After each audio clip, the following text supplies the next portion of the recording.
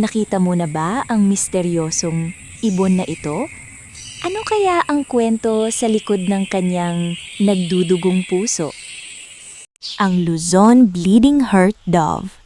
Kilala rin bilang kandanggugo, ang ibong ito ay tanyag sa kanyang kapansin-pansin na pulang patak sa dibdib na parang nagdudugong puso. Ngunit huwag mag-alala, hindi ito tunay na dugo, kundi isang katangian ng kanyang balahibo. Ang Luzon Bleeding Heart Dove ay isang maamong kalapati na may kulay abo at kayumbanging balahibo at may mga batik-batik sa likod. Ito ay mahiyain at karaniwang naninirahan sa kagubatan kung saan ito naglalakad sa lupa upang maghanap ng mga buto at prutas.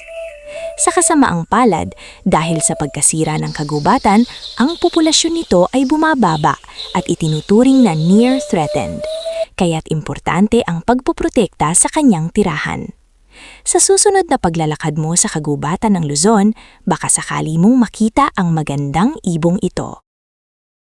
Tara, samahan niyo kong tuklasin ng mga kakaibang lugar, selebrasyon at species na sa Pilipinas niyo lang makikita.